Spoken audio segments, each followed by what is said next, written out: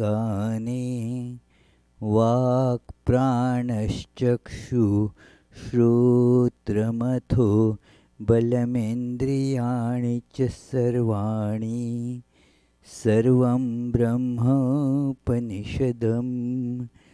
माहं ब्रह्म निराकुर्याम् मा ब्रह्म निराकरोत् अनिराकरणमस्तु अनिराकरणं मेस्तु तदात्मनि निरतेय उपनिषत्सु धर्मास्ते मयि सन्तु ते मयि सन्तु ॐ शान्ति शान्ति शान्तिः. May all my limbs attain strength. May the body, mind, all the sensory and motor organs be perfected and efficient. All is verily the one without second, absolute, ever blissful existence itself. Let me never deny this truth of oneness. May the truth never reject me either.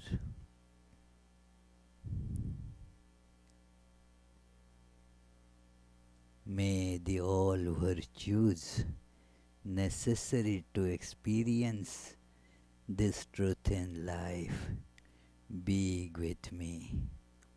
Om. Peace, peace, peace.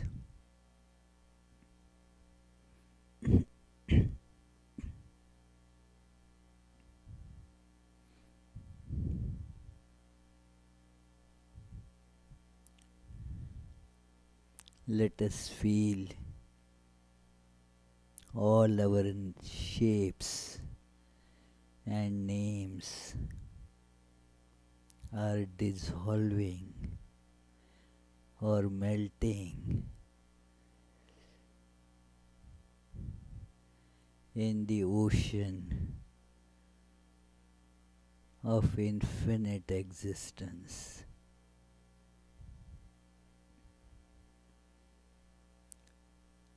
Let us feel that we are like waves on this ocean of existence.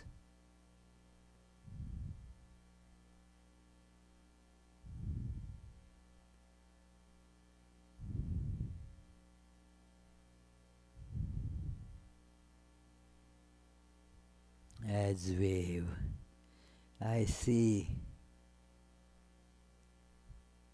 my existence is continuously changing, limited,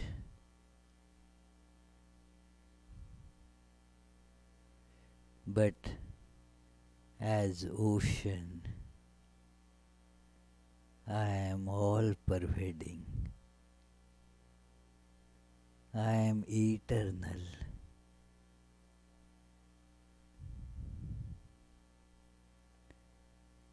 As wave, I have birth. I have conflicts with other waves. I have desires.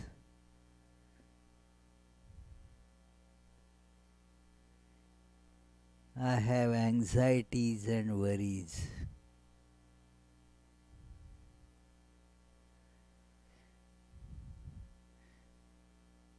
I have elations and depressions.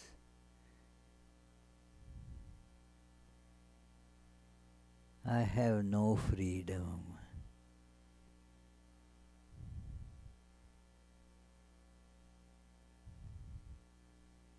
Yet I have to boast of having free will.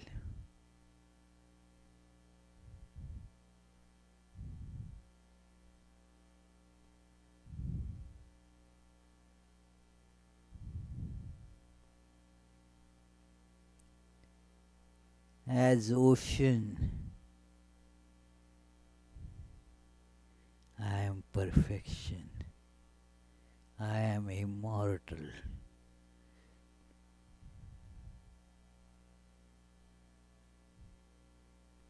I am ever free.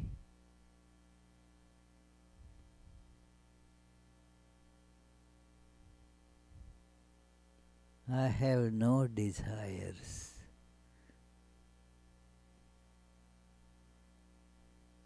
I am bliss itself.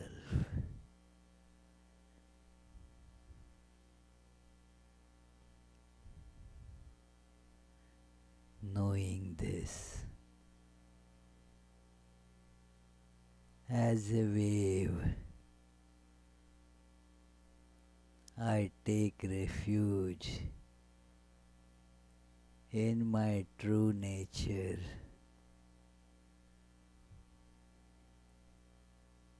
in my intrinsic Lord,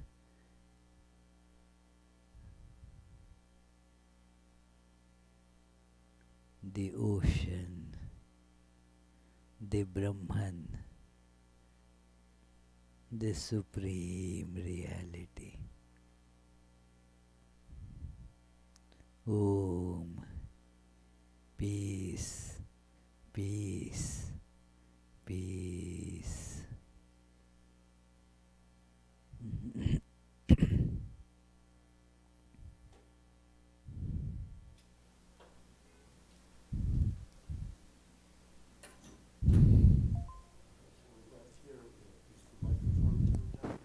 I had turned it on. It is, huh?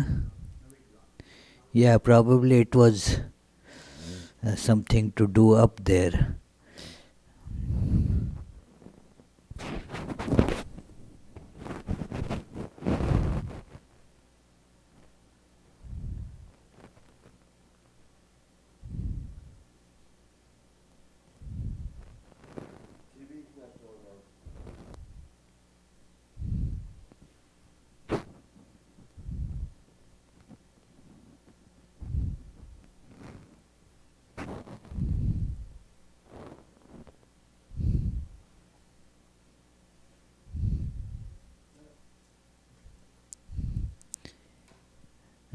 Charlie, can you keep some cushion here?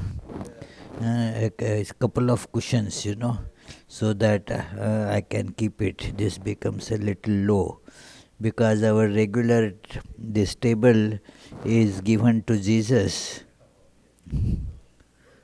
The regular table is a big, bring another round bigger one. It is given to Jesus, baby Jesus today. So therefore, I think a firm one will be better. What do you mean? See, this will not stand. A firm one. Yeah, there are some firm ones. So friends, this is going to be the last class on Svetasvatara Upanisad. Let us see if this is more firm. Let's hope it is. At least it sits okay. Thank you, Charlie.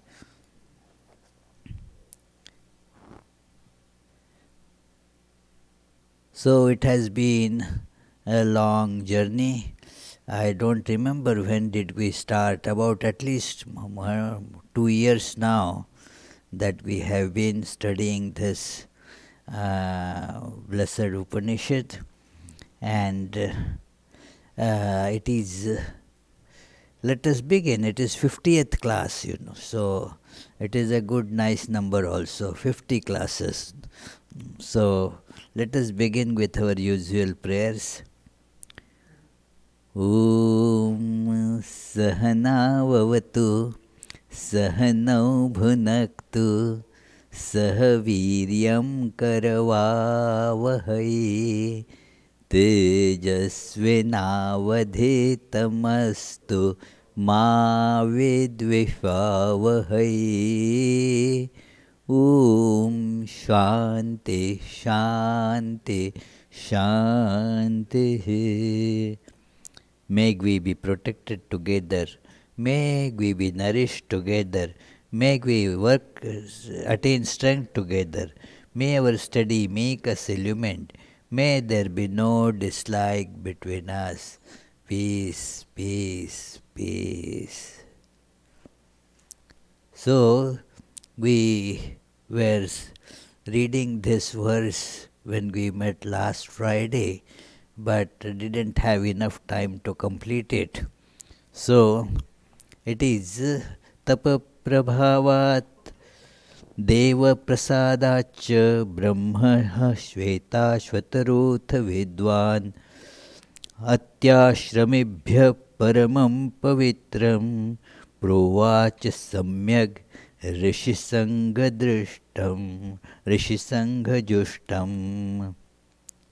Through the power of austerity and through the grace of the Lord, the sage Svetasvatara realized Brahman and proclaimed a highly sacred knowledge, supremely cherished by the company of seers, to sannyasins of the most advanced stage.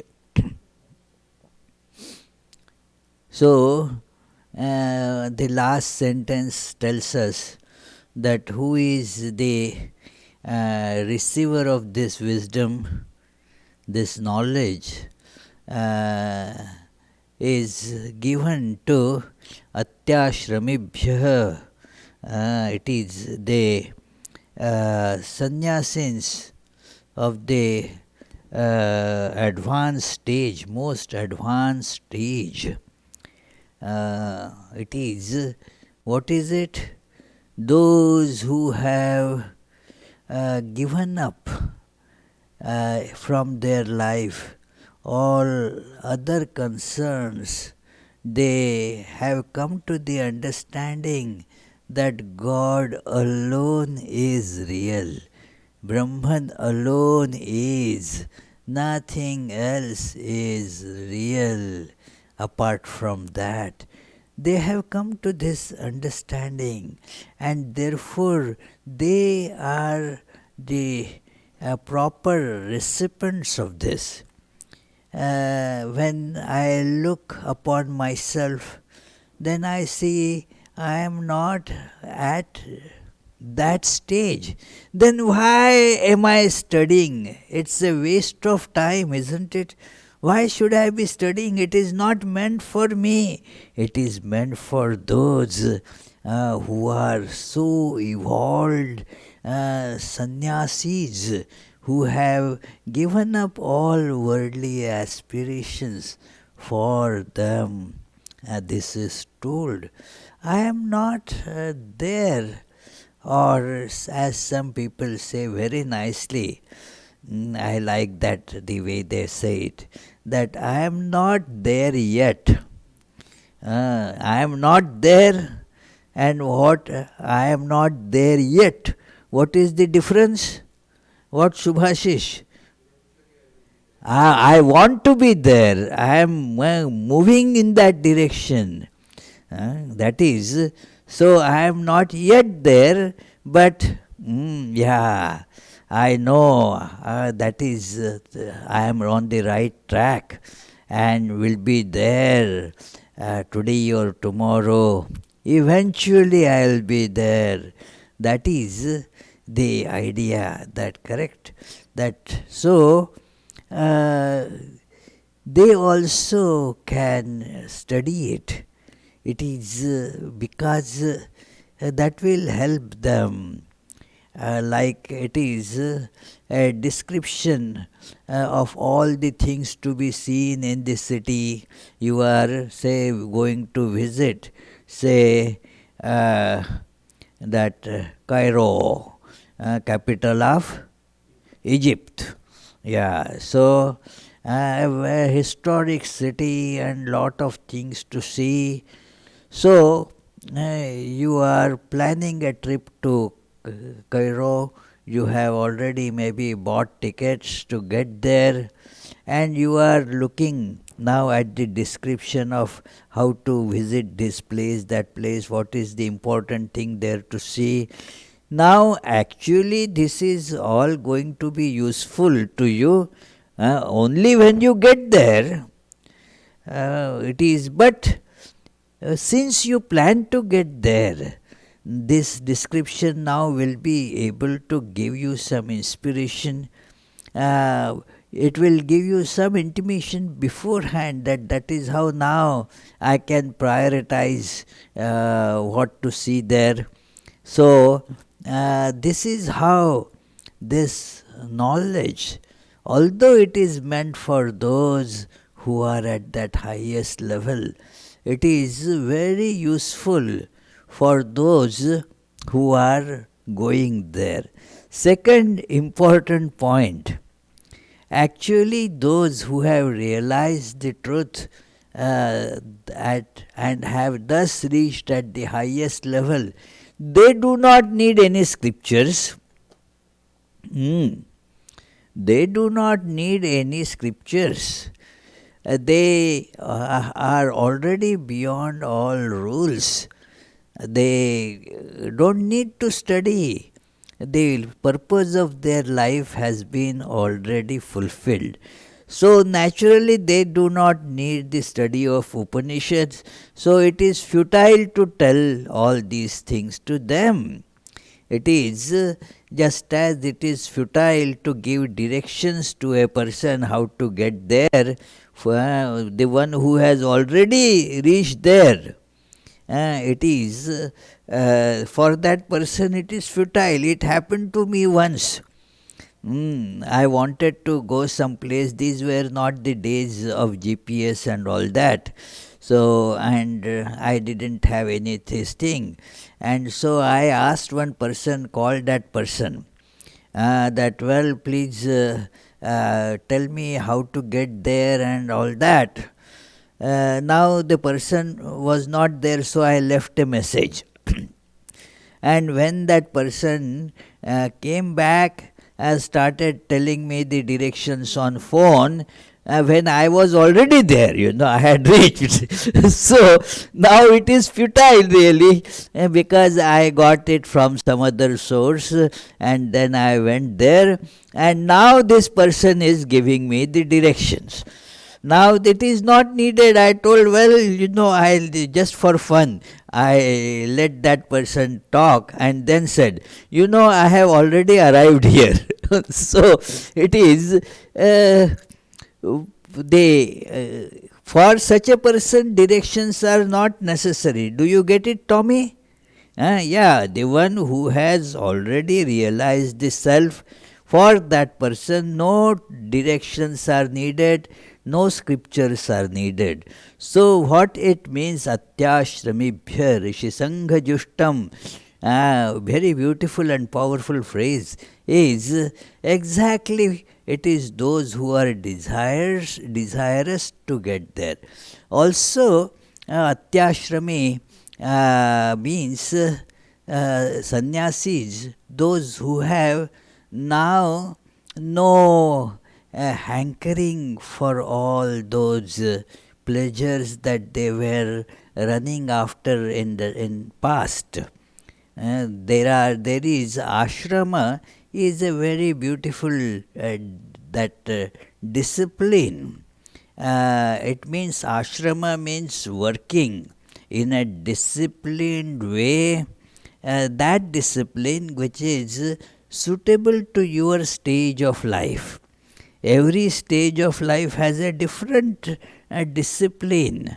Every vocation has a different discipline. It is so, for your stage a particular discipline is necessary to make good use of that stage to advance further. So that is the what is called the ashrama arrangement or ashrama organization in Hindus. that yes, a person from birth to death goes through various stages. So, for about 20 years from the birth, first few years, of course, it is just play here, there, and crying, and then throwing tantrums and all that. It is all right. You are all completely dependent on your parents or other caregivers, whatever. So, those years, forget about them. But then there is a particular ceremony done called Upanayana. That from that time now you have been put under a discipline. You go to school now. Now enough of all this childhood playing, running about and crying and not being responsible about one's life. But now, well, yes, now I am going to school. I am 6 years old or whatever, and now I have to study. I have to put in efforts, well directed efforts. And thus, this is the study time that continues, say, 20-25 years, a discipline.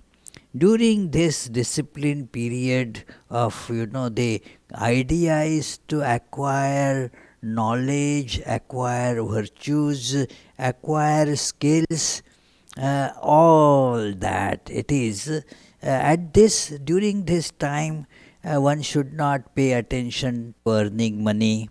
One should not pay attention to, getting into a family life or such things.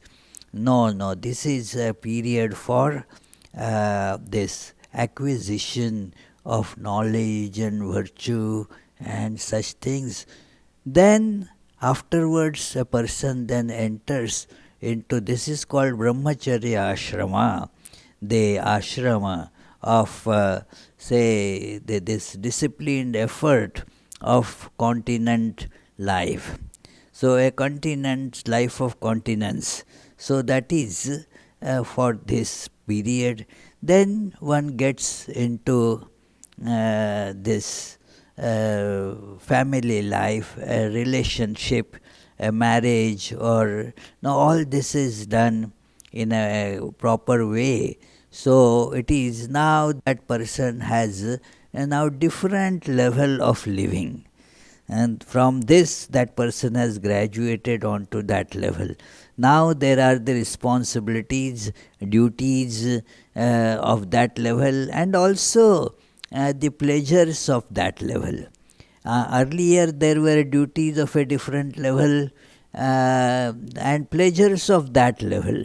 Now a different level has come, different person has to be responsible, must have that understanding that yes, I have to now become a parent, mother or father. I have to now live my life with all those conditions of what is called a householder, a responsible person, a householder life. It is now I should not be thinking in a too adventurous a manner, because I have now responsibilities. I cannot afford to go gambling now. Earlier I didn't have responsibility, so I could. But now I have to think before I act. Now I have to see that I have so many things dependent on me, and thus I have to lead a life that has lot of pleasures, lot of responsibilities, more of a lot of attainments in sense of worldly life's accomplishments and attainments there. So that is called the life of a householder. Grahastha. The word ashrama is connected with that. Earlier was brahmacharya ashrama. Now grahastha. Now you led that life of responsibility, and then you were bringing up your kids and living the life, uh, giving to society, taking from society, interactions with all that you were living for some time. But now you see your children have become grown up. Now, or if even if it is not the case, you have lived that kind of life for a long time. And that is for learning. When you live, when you take experience, means the experience teaches us, isn't it? Then only that is experience. It is experience doesn't mean keeping the same mistakes again and again. I told you the story of the person who was typist at our center. So we just hired him because he said that he has 10 years of experience, and then after a few days we saw that he is making lots of mistakes. And then we said, "Why, how this person?" He said 10 years of experience. Then one of our experienced Swamis said that yes, experience means he has been making the same mistakes over and over 10 years. So that has become now habit with him. So that is not really getting experience. Getting experience means examining what am I getting in this life. It is thinking about it, and thus now having seen what this stage of life has to offer, now you feel you have to graduate from there. It is an education. Every ashrama is an education. That yes, you lived in this stage for some time, you get educated there. Now you have to go to next level. You have finished your say school, high school. Now you have to go to a college. Then you finish there also. Well, I have come to the bachelor's course, I finished that. Now I can put after my name BA or whatever. Now then, but that means you are now ready to the next stage, continuing this example, that now you therefore go to the study of the master's level. You do your master's PhD and all that. Okay. uh, that is where now your sights are. So it is the a different type of responsibility, a different focus, different understanding. So you now put efforts on those lines, that yes, I have been a householder for quite so many years. I have been discharging my duties. That is fine, yeah. But now I have learned whatever there was to learn. One gentleman who used to come here earlier, very nice man, has not been coming here for now many months, I think. So once one of our members, Charlie, met him on some shop somewhere, and then asked, "Hey, we don't see you here." Well, I don't think I should come. I have learned all that the Swami had to teach. Everything I have now learned. So, therefore, I don't come. So, it is when you get that feeling that, okay, now what more this householder's life is going to teach me. I have performed my duties. Now, let me go to the next level. So you give up from there. You understand that all these connections are temporary. All this that I and mine, I thought that these are my children, I thought that these are my parents, I thought that this is my community, I worked with them, I worked for them, but now I see what the scriptures were telling, what the sages were telling, that was true. No, this is not real. And by running after these things, you get into more and more bondage. Let me extricate myself. Uh, when you see that you are trapped, then you try to extricate yourself, isn't it? You try to get out of it. So that is a new ashrama, a different ashrama. It is called Vanaprastha. Literally, it means is you now retire to a forest. That it is means away from this all the socially involving life, that life of many possessions, they getting involved with children, this, that, family, and so forth. Then that householder's life has all these duties connected with it. Oh, I have to attend my nephew's wedding. Then you have to go to attend somebody's birthday party, or you have to take care of some other things. This is all okay at that stage, but you realize what is the point in this? That is all meaningless. It is, after all, what relation do I have with them? And what does it matter? Enough is enough. I have done. It is like my time. I have done my time. It is in all these. So let me now come out of this. It is hard, friends, that too, because all these old contacts, old impressions, they you don't want to leave them, and then you say, well, no, my children still want me to be around them. It is fooling oneself. Nobody really wants you.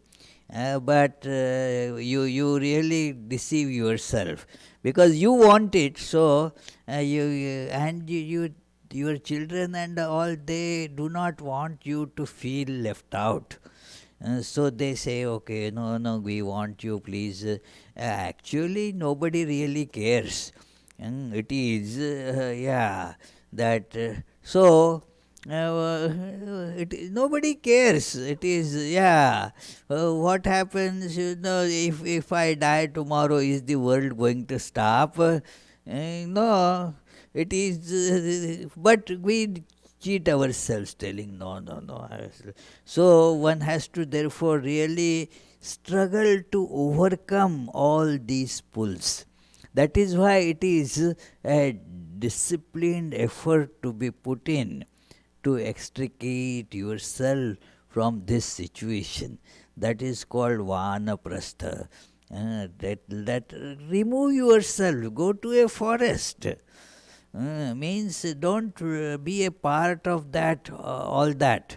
It is enough of it. That stage of life is over, done with, finished.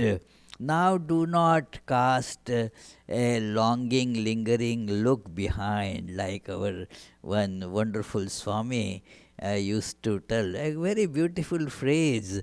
Don't cast a longing, lingering look behind, and go forward. It is thus you get to that stage called Vanaprastha. And when that is done, now you have maybe reached some 70 years or more age, and you have now, with efforts, you have now been able to sever all these bondages, all these ties, and now you are ready to give them up all. That is called the last of these ashramas, sannyasa, taking to monastic life. No past connections, no I and mine, no not having anything else but God to hold on to, given up all other these that sources of refuge. Now you have taken refuge in Lord alone, your true nature. You have become fearless. That what will happen to me? Well, what is there? Let it happen. Nothing is going to happen. I am divine. That conviction now has brought you to that stage, sannyasa ashrama. So, this is where every human being is supposed to come, and every human being comes to this stage if you carry on the obligations, the duties, the responsibilities, and the learning that each of these previous stages offer to you, that yes, then you evolve. Every person, if the previous example that we took, if does the good studies, learns, then yes, is going to pass through the high school after a certain period, that you have to put in the proper effort, proper studies and all that. Then you go to the next stage. If you do your studies, your work there properly, if you are attentive, if you do not, waste your time, then what, Charlie? You are supposed to graduate, exactly. It is. Then similarly, you go to the next stage, then to the next stage. So it is all if the way of evolution, and thus the human life comes to what the purpose of human life as described by the scriptures, that the goal of life is to realize that you are ocean, not this wave. And this is how the progression goes. So to those who want to lead their life in this way, this has been described. This Upanishad are they told for that. So this is a great thing that is described. So therefore it is told like here, that they are all sitting there, listening to sages, discussing those higher truths of life. It is those have made this as their life. They are not listening just as a pastime. Okay, anyway, today I don't have anything much to do, so let me go to Vedanta Society and sit there for a little while. For some time, at least some good things will pass in my ear. Yeah, it is better than doing nothing, or indulging in some nonsensical things. This is better. That is a different type, they don't get that much out of it at that level. So, but those who have now dedicated their life for this study in the sense experiencing. I want to experience this truth, not that I want to get PhD on the place of Svetasvatara Upanishad in the Vedantic this gamut of studies. So you write a thesis, get a PhD, not for that. Those who were here last Friday when there was a talk by a video talk by Anubhavananda. So you must have heard that by studying Upanishad, a very nice statement he makes, that uh, if by studying Upanishad, if you become a scholar in Vedanta and such studies, then you have not studied Upanishad. You have then not studied Upanishad. It is, if you have studied Upanishad, then your life should be illumined by that divine experience. At least you would be marching in that direction. That is the way how the progress of study in this particular class of literature is to be seen. It is not at all meant for the so-called academic these studies. No, it is not an academic study to get a degree, and so that study. I don't denigrate that. That has a different value. But that is not why the sages are telling this. This that is a very superficial study. That it is and it is somebody buys a car not for going anywhere, but to make a show. There used to be a time in India when I was a child. People used to buy car as a prestige point of it, that yes, well, this person owns a car. Wow, that was a big thing. It is so. Now the fellow actually never drives, never rides in the car. Why? Because well, you have to put gas. That's too costly, and then so it is. And I want that car to be with me lifelong. So about 40 years, one car. A man would have a car for one life. You see, so it is because not much with driving this. It is so. It is mainly a matter of show that you have it. So the study of Upanishad in an academic way is like that, a matter of show.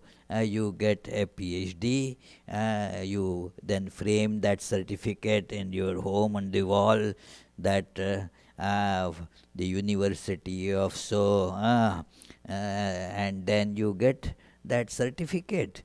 So that is not the purpose of this study, it is for illumination.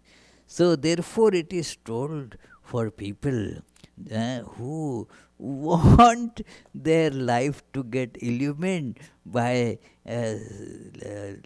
learning this science, this sacred science from sages, and thus they become illumined. So, they this is therefore called Guhyam here, a secret discipline. Vedante paramam guhyam purakalpe prachodhitam नाशांताय दातव्यम ना प्रशांताय दातव्यम ना पुत्राय शिष्याय वा पुनः.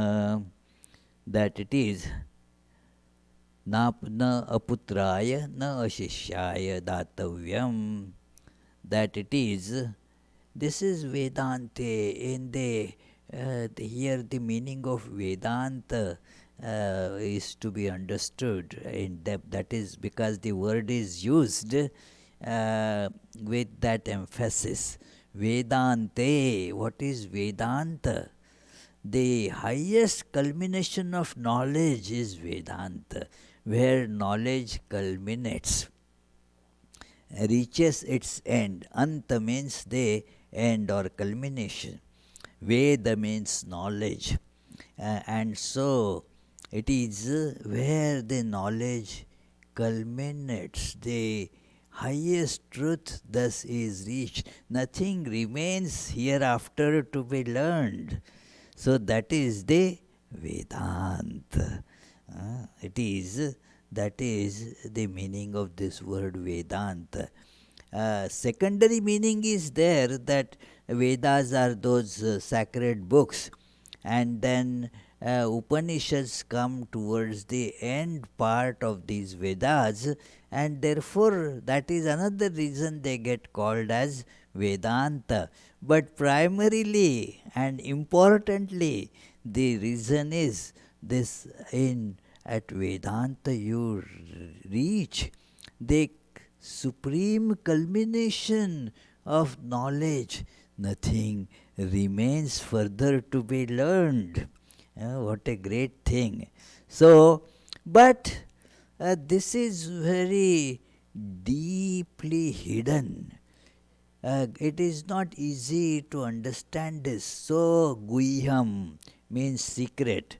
Oh, we did. Let us read the translation. The highest mysticism expounded in the Vedanta in a former age should not be taught to one whose passions have not been subdued, nor to one who is not a worthy son, or to an unworthy disciple.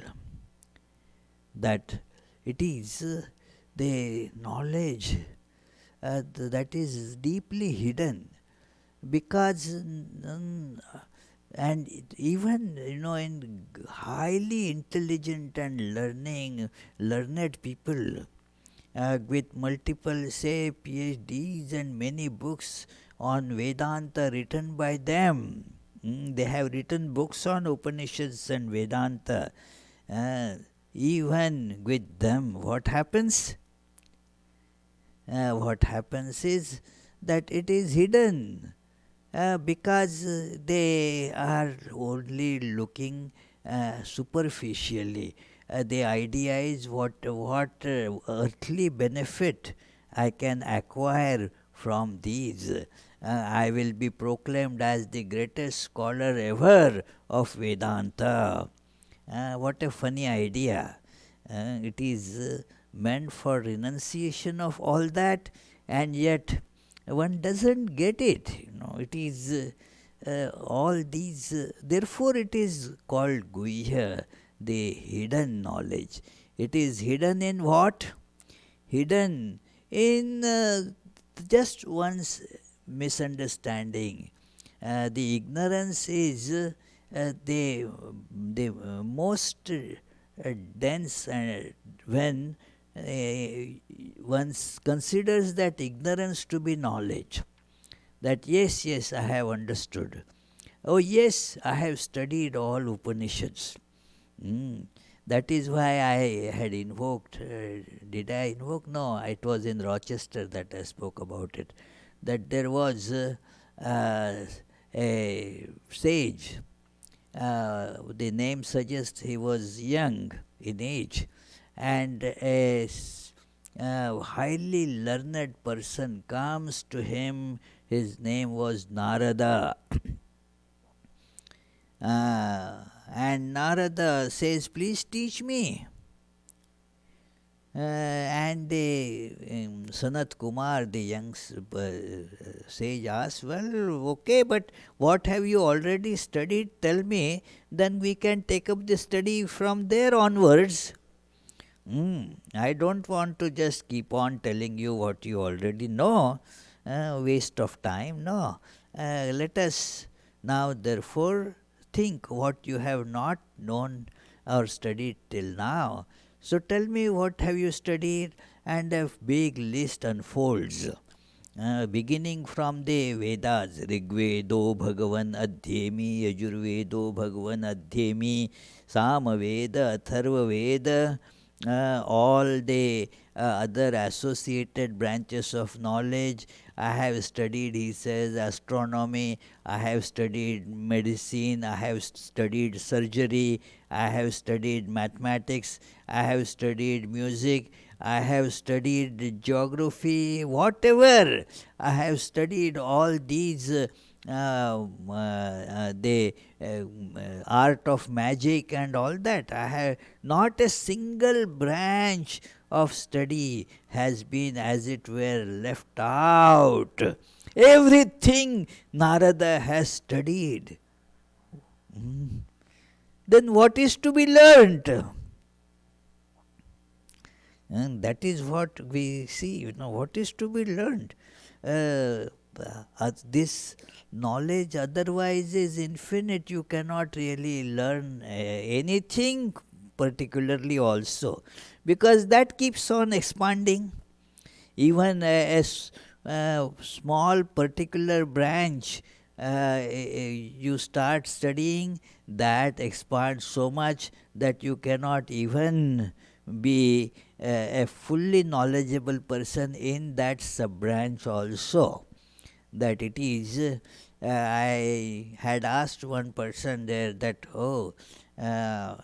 it is, you must be now, you have been working in the banking sector, security, banking sector, internet security for a long time. So now you must be knowing all about it. He laughed and said, Swami, every day it is throwing new challenges, new ways, new models. There is lot to learn. It is expanding so fast that one cannot keep up with it.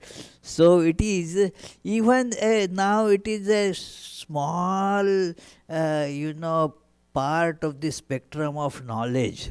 Maybe one ray of it, and then that also one cannot really learn or master, what to speak of everything. So therefore we feel that we have learned. We have not learnt anything.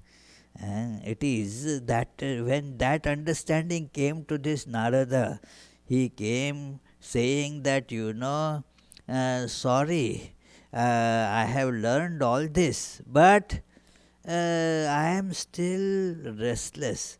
I am seeking peace. Are we seeking peace? We are seeking peace. He said, even after all this study, I am still lacking peace, and therefore I have learned that from you. I have heard, he says, that those who know this self, they get peace, and so I have come to you to get that. So that is when one understands the futility of all this other knowledge, that now the person is able to see that secret understanding. That is why it is called Guihya. It is right in front of us, that the wave has to just know that I am ocean actually. Just what the wave has to do to know that I am ocean, don't get identified with the shape. What is a wave? Just a shape. And that keeps on changing. What am I going to identify with it? Shape? No, I am not wave. And thus you are ocean. That is the secret knowledge. And all your troubles are then gone. This is real, friends. This is where you attain the deep peace. So this is and should not be therefore just squandered away. As Jesus said, don't throw pearls before swine. Those who are really wanting to implement this wisdom in life, let them have it. It is not the number, that how many come to listen to this. In fact, one should be very cautious. If lot of people start coming to listen to this Vedanta classes, then the teacher must be cautious. Probably I am not telling the right thing. That is why they are coming. So it is it is to be told to very handful of people. They have they that idea that I should get it. So shishya or putra again means not just the biological son, but the proper son, means the one who is worthy. That is why the word is used, that a worthy son means if he has seen the parents' way of living and coming to this truth, then that person really wants that wisdom. So, or the shishya, the disciples. The disciple means that you want to follow in the footsteps of that. It is once long back when I was in training center, one senior Swami was telling me a very nice incident that, hey, you see, this is not the way that Sri Ramakrishna has told us to do things. This is not right. Look, how Sri Ramakrishna conducted. And I said, well, he was God, where is Sri Ramakrishna, where we, and he said very solemnly, have you come here to follow Sri Ramakrishna, or then why you go somewhere, follow some bandits and robbers and some all those cheats or some other people? Why are you here if you don't want to follow Sri Ramakrishna? The disciple means it is following, that you follow that life. And then you are a disciple. It is not a label that I am a disciple. It is that readiness to follow in the footsteps of the teacher. That is why they are called followers. We are all followers of Vedanta. Means what? That you have to follow on those paths, not that you put a label or hold a banner. It is a matter of, following that. So this is, otherwise what happens? This kind of disrespectful academic, that people are not paying attention, they are just laughing and having a very casual attitude about it.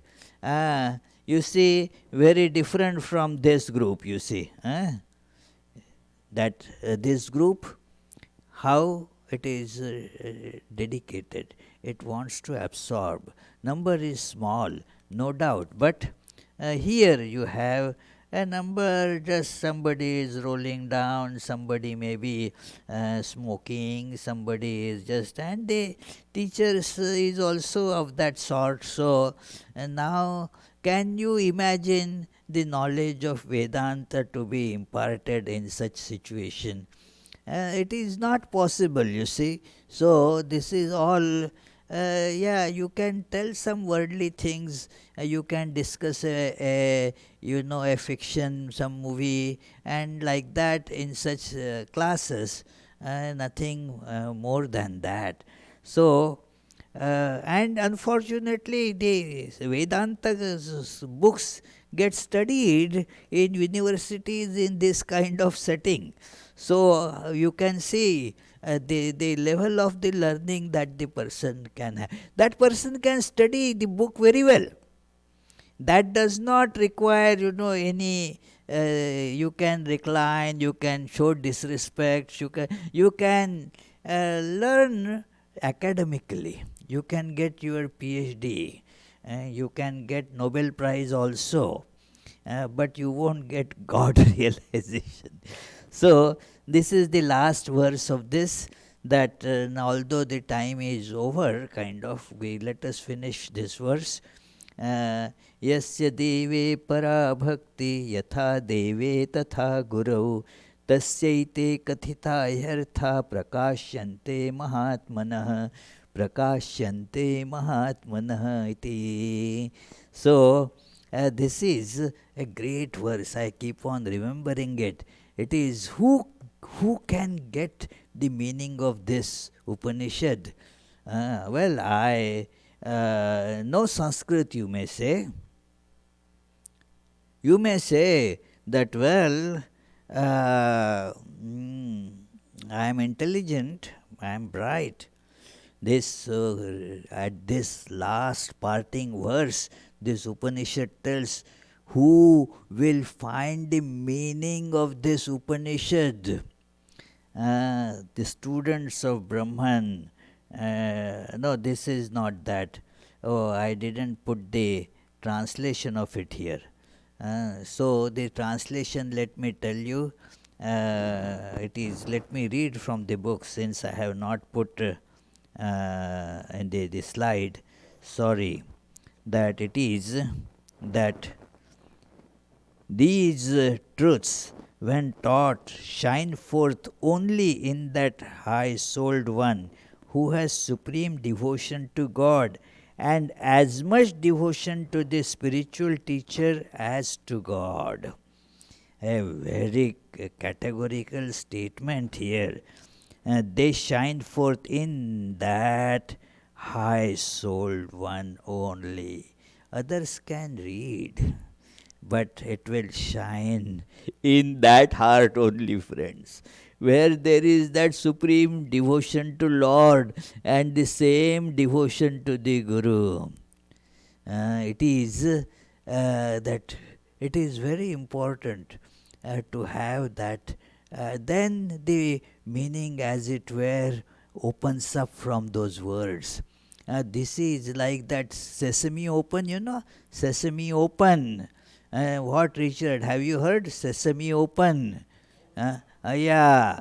So you have to, that is kind of the password. Then the file opens before you, and the password is this devotion to Lord, and as much devotion one has for the Lord, same devotion for the teacher.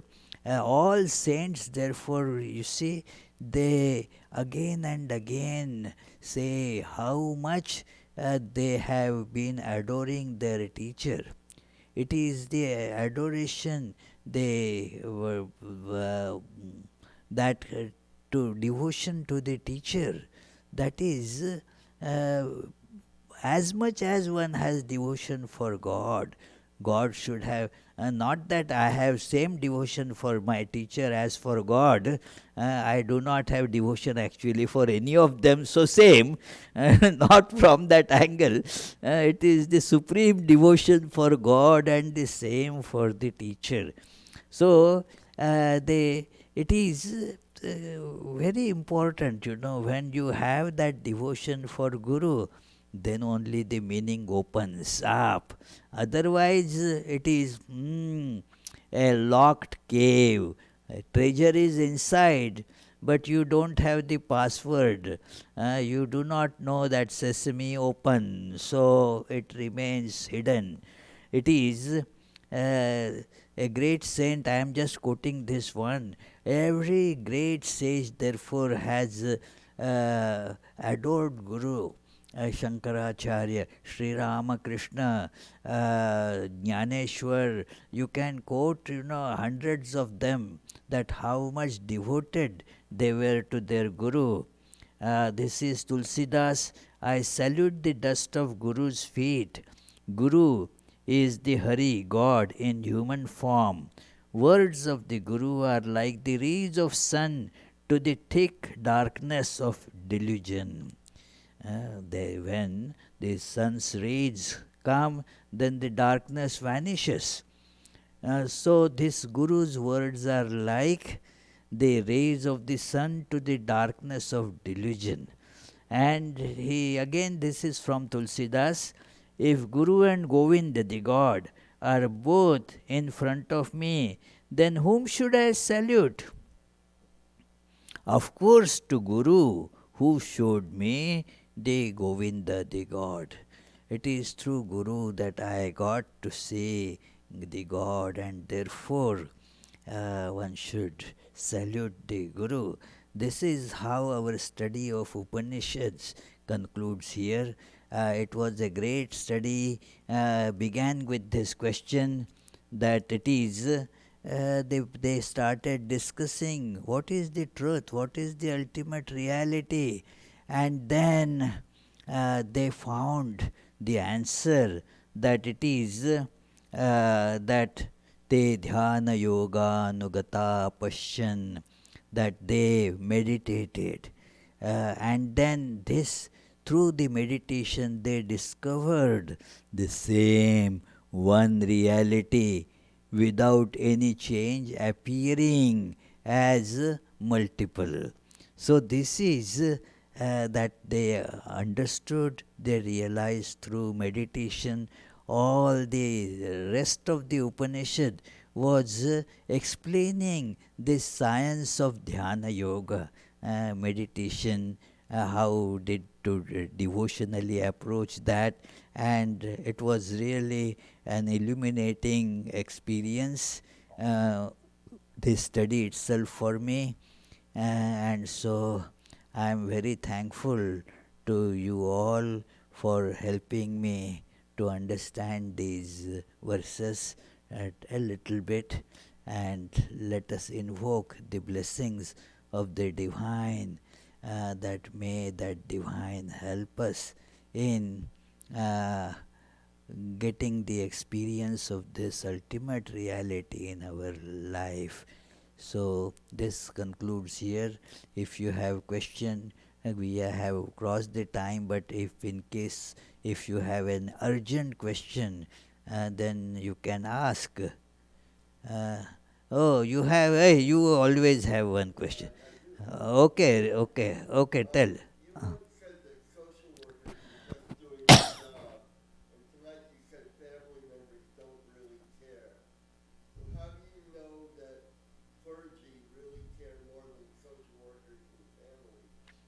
a clergy?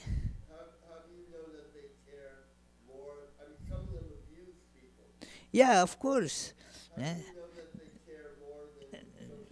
No, they also fall in the same category. It is the every selfish person will be doing the same thing. That who cares you, only God is your refuge, you say. And that is the meaning in that. Yes, you give up all the external help, external reliance. Yeah. Yes.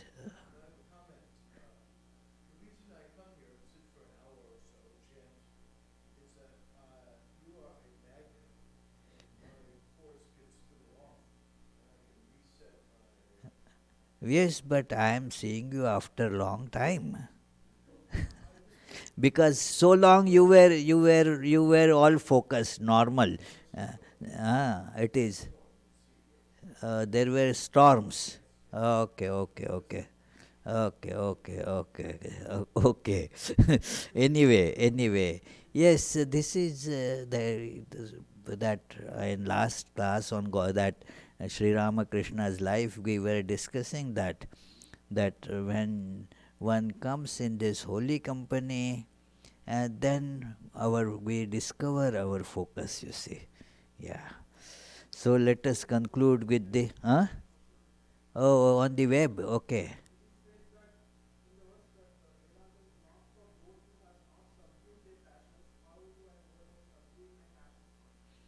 Yeah, it is. If this is an important step, that at least one, the question is, how do I subdue my passions? Yeah. So means that wanting to subdue one's passions is the big important step in this direction. That and then if you want something, then the ways will open up, that yes, start having, like the method of devotion. How do I subdue my passion? Turn that passion towards Lord. Then the passion will reduce, because in God you will find the true source of one's passion. I had given that example before also, that the worldly attractions, what is called the passions, they lose their force gradually. You feel lot of attraction at one point towards somebody, but after some point that it becomes stale. Not much is left. I was talking to one lady, and then she was talking just about her husband and all that, just in jest. But then I said, well, why your husband will go astray when he has such a beautiful and nice wife like you? And she said, howsoever nice it may be, she may be, when things become old, then they are not attractive anymore that much. Then you stick because of the formalities and all that, but the attraction wanes. How? That one Swami told very nicely to me, and I quote that very often. Throw a ball up, it will be going up, up, up, up. But then gradually you will see that its speed is reducing. At one point it will not go any further up, and then it will start coming down. And you will see the speed is increasing because now it is actually coming to the true source of attraction. So, howsoever the passions may be, well, if they are turned towards God, then the attraction to God will subdue that. That is like Holy Mother said, one disciple went to her and said that my mind gets all those lustful thoughts. And then she said, okay, and now try to get a lustful thought. And no lustful thought could come. It is try. That is how the power of Lord is. So let the passions be turned towards that. There are other ways also, means auxiliary ways are many. Discipline your life. You have to determine, okay, I will not indulge in these things. It is gradually you will get some semblance of control over passions as the time with these efforts and advance. Then one will see that the passions are going away. The root cause of the passion, as Swami Vivekananda says, and Sri Ramakrishna repeatedly mentioned that it is the I, ego. So, if it is there, the passions will be there. And so, the ego is to be used now to turn all these passions to the truth or God. And thus one will overcome all these passions. So, let us conclude with the closing prayers.